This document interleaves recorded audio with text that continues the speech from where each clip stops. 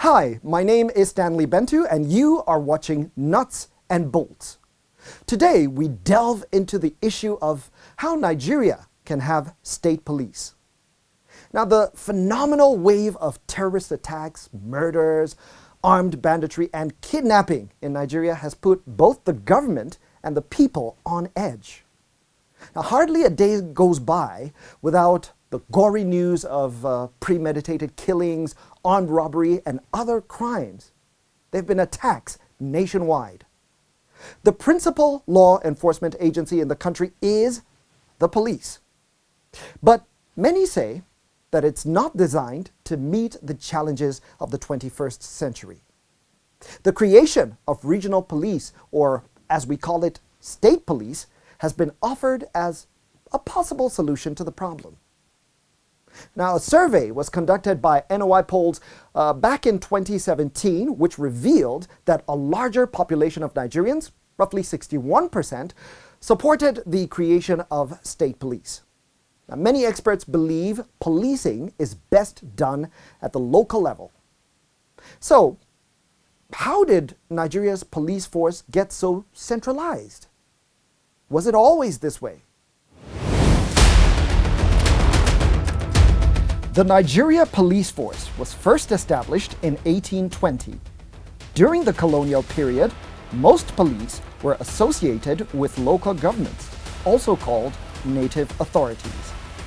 When the country adopted a regional system of government, the local police existed side by side with the federal police. This ended in 1966 when the local forces were disbanded as recommended by a panel which was set up by the military administration of Agui Ironsi, Nigeria's first military head of state, who favored a more unitary style of government.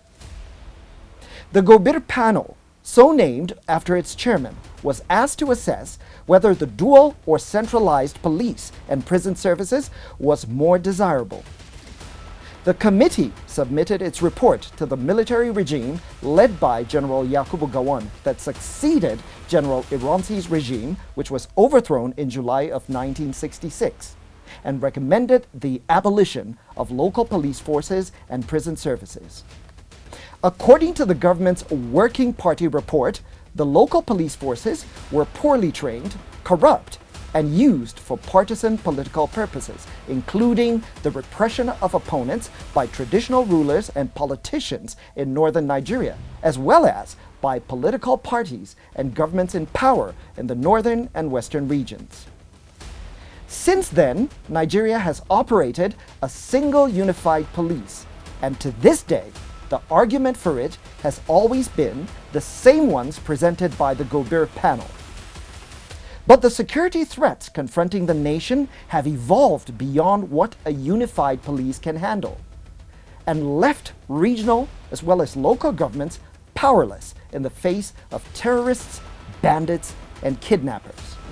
Well, lots of pundits have gone on television and radio clamoring for state police, and some have even asked the president to create it. But there is just one problem. The president does not have the power to create state police. The Nigeria Police Force exists as a creation of the Constitution, which in section 214, subsection 1, provided that, and I quote, "There shall be a police force for Nigeria, which shall be known as the Nigeria Police Force. And, subject to the provisions of this section, no other police force shall be established for the Federation or any part thereof." So, if we truly want state police, the Constitution would have to be changed. If we truly want state police, here is how we can achieve it. But I must warn you, there is no quick way to do this. First and foremost, how do we structure the police under a new law? As of 2016, the police force has a staff strength of about 371,000.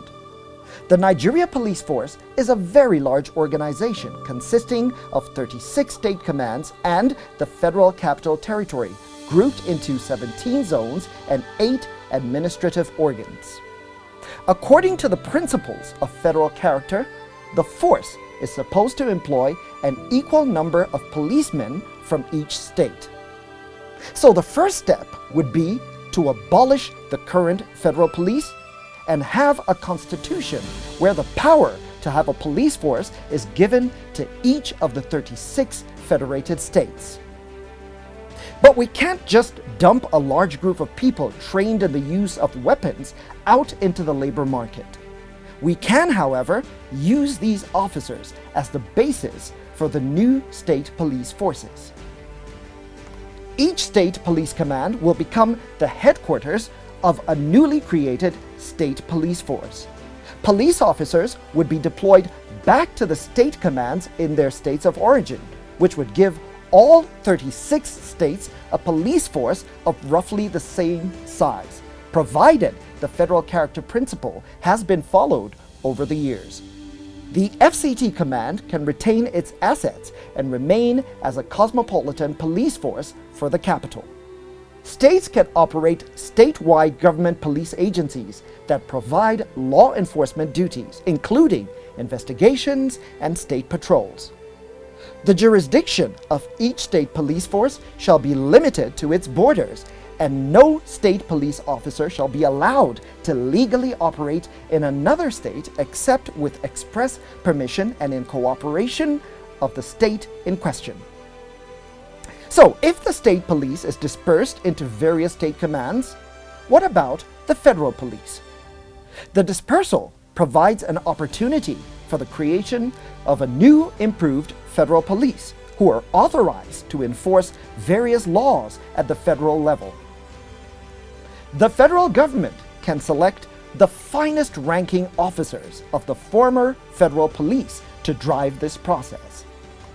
As a requirement, the new federal law enforcers would have to be graduates with an equivalent qualification of universities, polytechnics, and colleges of education as a bare minimum. We could also keep an eye out for those who are top of their class in selected fields, because this new federal police are expected to be intelligent and competent investigators with access to the most recent forensics and other modern investigation tools. The federal police agency would have jurisdiction in all states and territories for enforcement of federal law.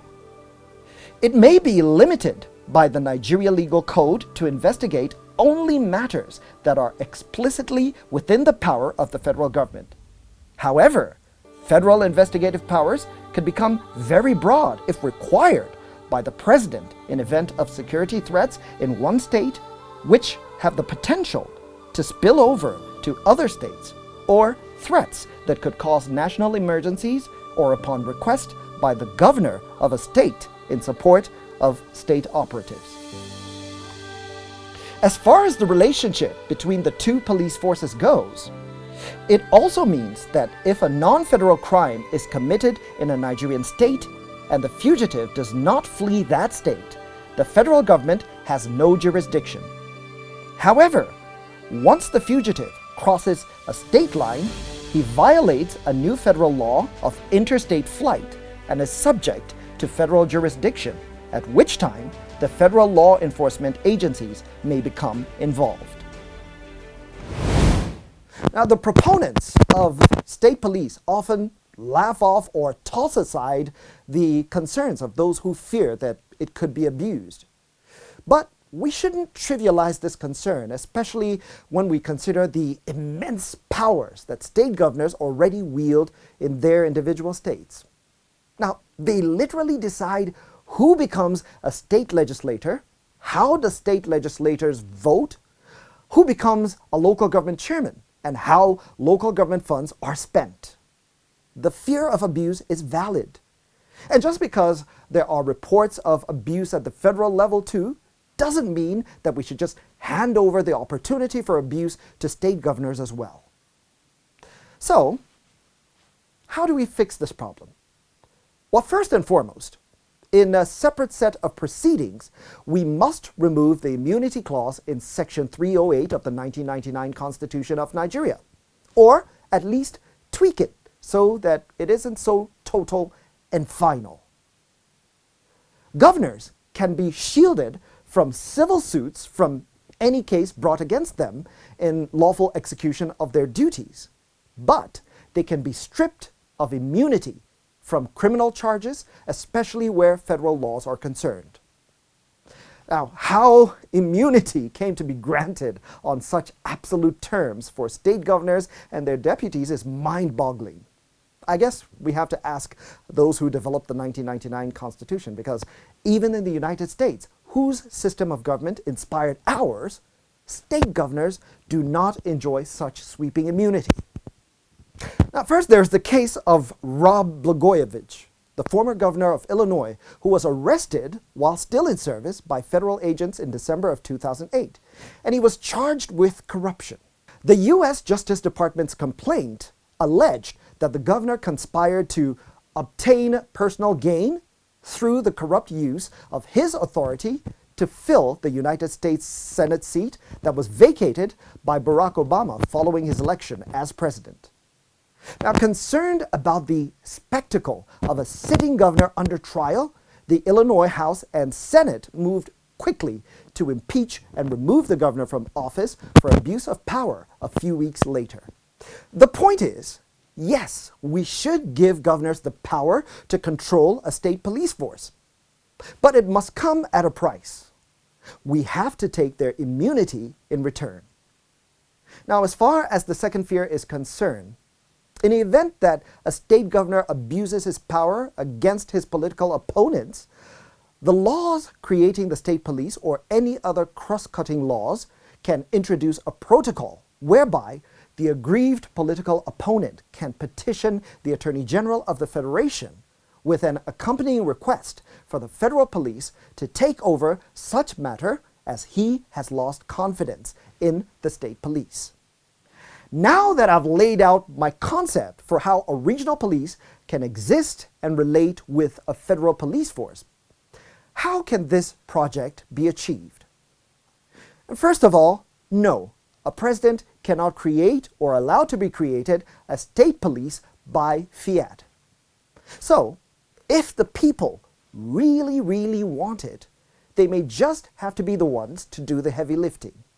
And here is how it could go. Now, we have to consider the stakeholders and decide who we can work with. The executive. In Nigeria, the executive may propose a bill seeking to amend the Constitution and send it to the legislature for consideration.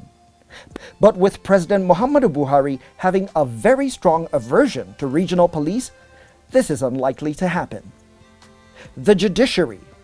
As the ultimate interpreter of the Constitution, the judiciary wields more actual power than the Constitution alludes to. But, seen as the letter of the Constitution on this matter seems quite clear, it's tough to see how the Supreme Court can interpret it in any other way that would permit state police. The legislature. Now, this is the body that actually performs the act of changing the laws, and so are the most important players here. The first step towards state police is to elect as many legislators as possible who support the idea.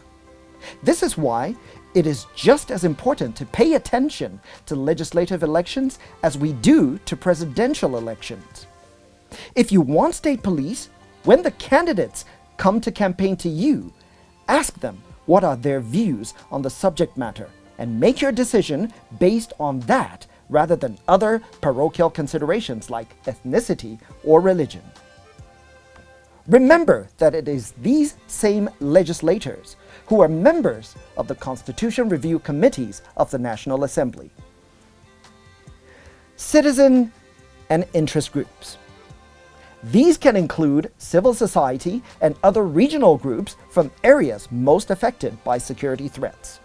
They can organize themselves into pressure groups that ultimately win public support for the policy. These groups also play a pivotal role in constitutional review through engagement with the process. The media. The media plays an important role in shaping and guiding discourse on constitution review and explaining how it affects citizens. This platform could generate healthy debate around the creation of state police and enable the legislature to be aware of citizen preferences and increase political participation in a manner that deepens democracy. The media also has the power to keep issues on the front burner. Now, once we've completed this phase, the next steps would be to follow the process. And even this would have to be done smartly and carefully, with great care to avoid banana peels laid out by those who oppose the idea. I'll explain later. Any proposals for amendment of the Constitution usually comes in the way of bills. In the case of our strategy, it would most likely require a bill initiated by interest groups and sponsored by members of either the Senate or the House of Representatives. At some point in the process, the National Assembly would organize a public hearing and other consultations on the bill. At this stage, bills are not only critically examined by the committee, but by identified stakeholders from the public, who are often required to make written submissions of their views through a memorandum to propose further amendments wherever necessary. This is where we would really need to deploy our citizen interest groups to engage with the legislature and argue the merits as well as providing solutions for the demerits. Our state police amendment proposals are then presented as one Constitution amendment bill or as several bills touching on different subject matters in a report to plenary. Now, this is where we have to be extremely vigilant about the banana peels. A legislator who finds the bill reprehensible could smuggle a clause or a series of clauses or even other amendments that may seem harmless at the time, but could ultimately lead to the whole bill being thrown out, wasting the entire process. Deciding what are the most important victories that we want and structuring them accordingly would be a good counter-strategy here. The 8th Assembly, for instance, adopted a piecemeal approach where constitutional amendment proposals were brought as separate bills rather than a single constitutional amendment bill. Now, this was done to avoid the 7th Assembly's experience when presenting multiple proposals in a single amendment bill, which were jettisoned when the president refused to sign the bill. Now, if our state police bill presented is adopted at this stage, good job. We can now progress to the third reading. But before the bill progresses to third reading, every member of the legislature votes either in support or against each specific item in the bill. A 2/3 majority of all members of each house is needed for each clause to be deemed as passed. You see why it's important to begin with voting candidates who support state police even before we begin the process? Now, once 2/3 of the senators and House of Representative members approve our bill, the process moves on to the next stage. A conference committee will be set up to harmonize the differences in the bill. And this bill is then transmitted to the state houses of assembly for their concurrence. A simple majority vote of members in 24 states will be required for the amendments to be approved. This is usually in the form of a yes or no vote. When 2/3 of the states approve each clause by simple majority, our bill then returns to the National Assembly, after which it is adopted before it's transmitted to the President for assent. Note that some legislative experts argue that once the states approve the amendments, they should automatically come into effect, as the Constitution does not expressly prescribe the requirement of the President's assent for Constitution amendment bills. But there are others who argue that the bill should obtain the President's assent, as acts of Parliament require presidential assent. Now, you would have to see Section 58 of the Constitution. And that is a way of reinforcing checks and balances between the two government arms, according to those experts. But that is a story for another day. So what happens if we've done all of this good work and we have a president who is hostile to state police? The president has 30 days from the day that he receives the bill to sign it. But he could refuse to do so and write to the National Assembly explaining why. But that would not be the end of the story. The National Assembly can still pass the state police bill with a 2/3 majority, in which case the president's assent is no longer required. Now there's a precedent for this, even right here in Nigeria. In June 2000, the Senate, by overwhelming majority, passed the Niger Delta Development Commission bill. And this was a week after the House of Representatives passed the bill with over 2/3 majority, thus overriding President Olusegun Obasanjo's veto. When that is done, congratulations, we now have a law which allows for the creation of regional police. Do you agree with my strategy for state police creation? Is there any banana peel that you think that I have missed in my thinking? How do you believe that we can create a state police force for our state? Let me know in the comment section. Now, if you enjoyed this video, don't forget to subscribe to this channel and click the like button. Preview.